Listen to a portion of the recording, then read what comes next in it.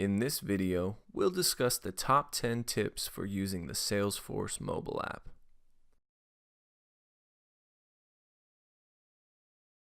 Number 10. How to access the Salesforce app. If the Salesforce app is not already installed on your PrimePay phone, you'll need to click on this app catalog icon. Here you'll see a list of all the approved apps available for download. So if we search for Salesforce, we would then click on the blue Get button. Once installed, you'll click on this Salesforce icon, follow the on-screen prompts, and enter your username, which is your PrimePay email address, and you'll use the same password used to access Salesforce from your desktop. Number 9. Basic navigation and layout. Once you log into the app, you'll be brought to this landing page, which might display your scheduled activity for the day and also any recent records that you've accessed. This icon in the upper left will allow you to open up the sidebar, which houses all of the main sections of Salesforce that you'll interact with. Keep in mind that you can also expand and collapse this navigation menu by swiping right and left. Number 8. How to add a new account. From this side navigation menu, let's scroll down and select this Accounts section. To quickly add a new account into Salesforce while you're out in the field, you can simply click on this New button, and the New Business Wizard will walk you through our 3-step account creation process. Remember that you should always do a quick search before creating a new account, just to make sure that they aren't already in the system. Number 7. How to search.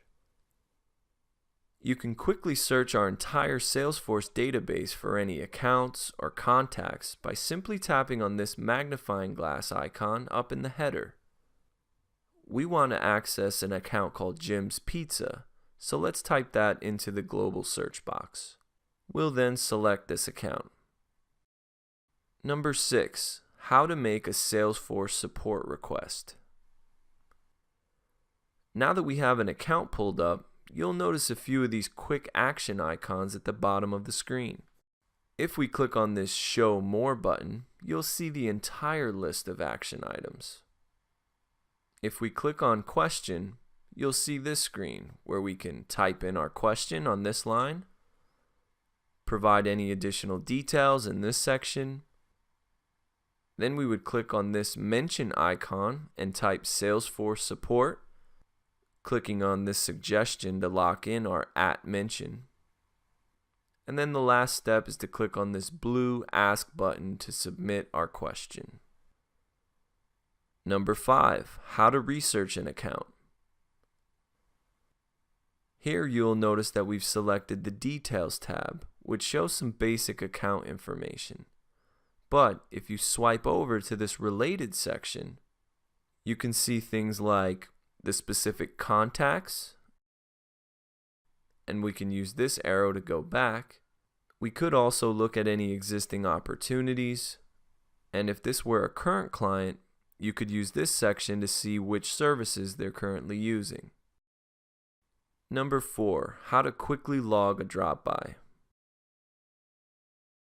Okay, so we're still looking at this Related section for our sample account. We'll scroll down and select Open Activities. From here, we could use these two icons at the bottom to either schedule a new appointment, or in our case, we'll click here to schedule a new activity. You'll describe the activity in the subject line, give it a due date, indicate whether it should be open or completed, then select our activity type, which is a drop-by. Then the last step is to click on this blue Save button to lock in our submission. Number 3. How to access the GPS navigation. So let's say that we quickly need to drive over to Jim's Pizza Shop. We'll simply pull up the account, scroll down in the main details section, and click on the address. This will automatically launch your map, and you can click on this button for directions. Number 2, how to quickly log a phone call. It's not a bad idea to make your phone calls directly out of the Salesforce app, and here's why.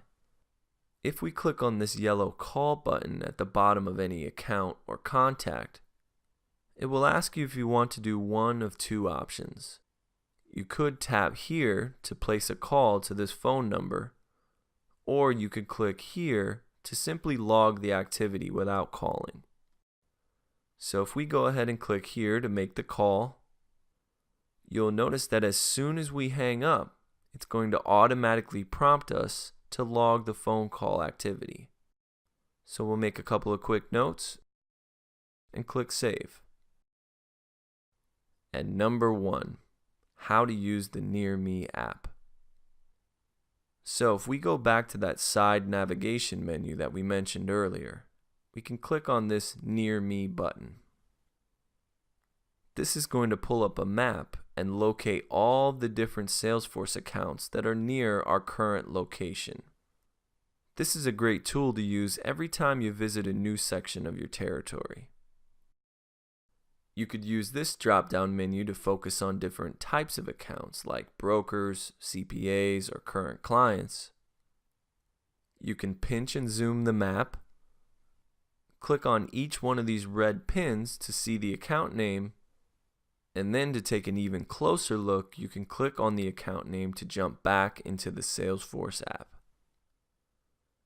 Now that you have a better understanding of how to use the Salesforce app, you can use these tips to quickly access information while you're out in the field.